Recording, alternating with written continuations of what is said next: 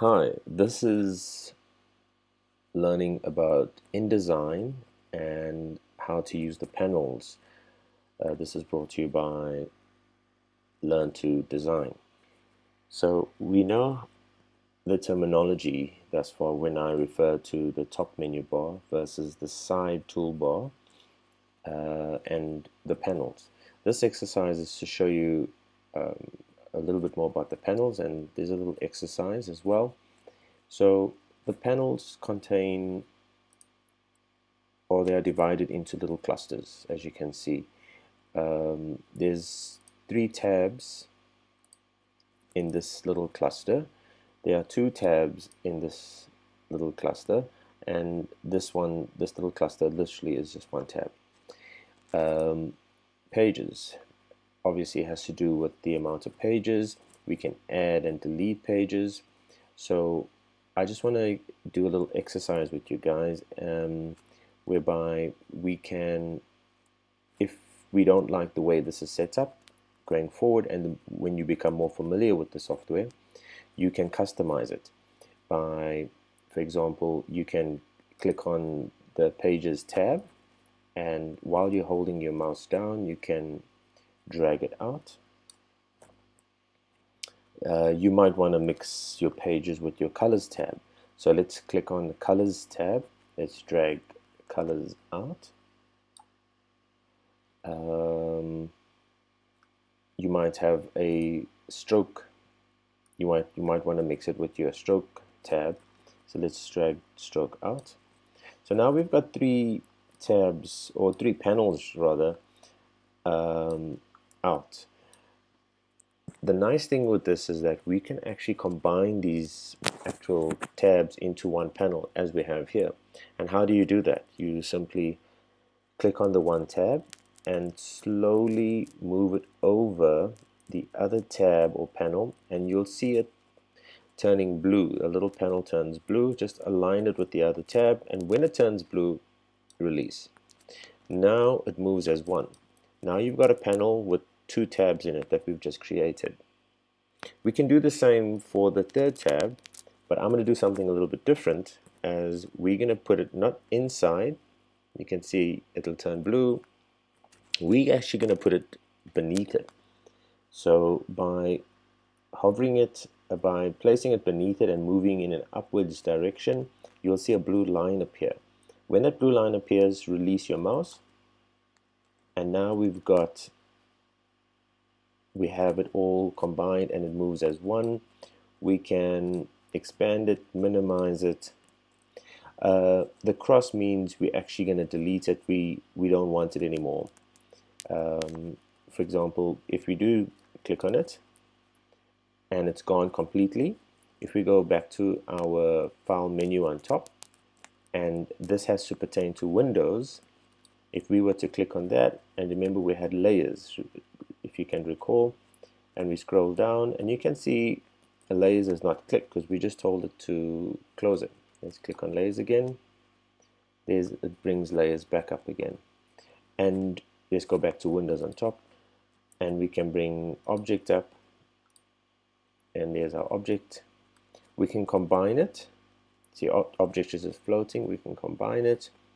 We can put it as part of this panel. We can create a new panel, and we can minimize it. So this is how we can use panels. Now, in most companies, you have to work with several designers, and when you work with several designers, you're going to have to be very patient, because certain designers, as I said, they might not use the panels that you want to use. And with that said, if we go back to the top menu bar and we go back to Windows, and if we look down, we have Workspace. We have something called Advanced. So if I were to click on Advanced, Essentials is clicked now. So basically, the computer is telling us we're currently using, or were using, Essentials before we started changing the panels. If we go to Advanced, so I obviously was playing around with this a bit. So this is the more of the advanced panels that were out, so it changes it to the last setting of the advanced. Let's try another one, Workspace. Let's look for Essentials again.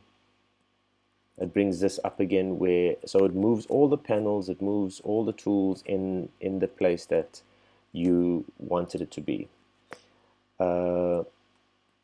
Let's do something. Let's create a new workspace for us. Let's say new workspace, and we'll call it L to learn to design, and we'll call it 02 because I see we've already created another one.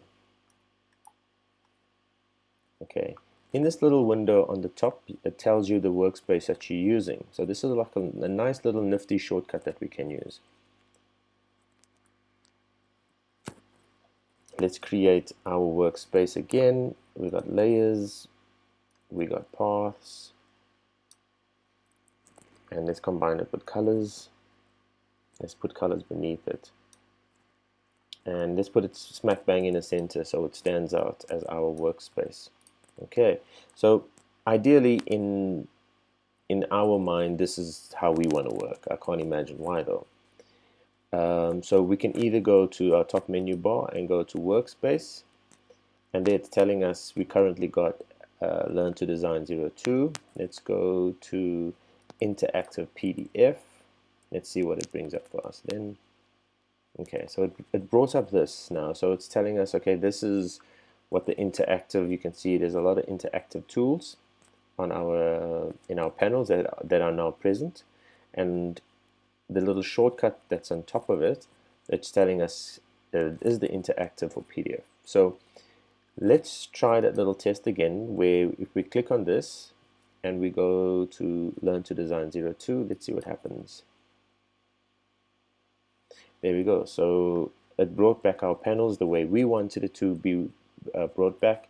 So when you're swapping between designers, you can easily save your workspace in this manner. So one of the key features in the panels is what we call a flyout menu. So what is a flyout menu? A flyout menu helps you control that certain tab or that action you want to do a little bit better.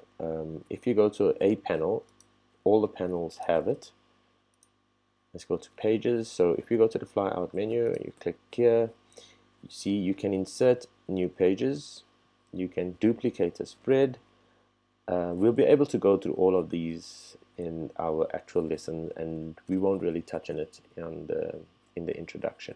But this is also a very important feature, is what we call the flyout menu, and we'll be dealing with that quite in-depthly as well.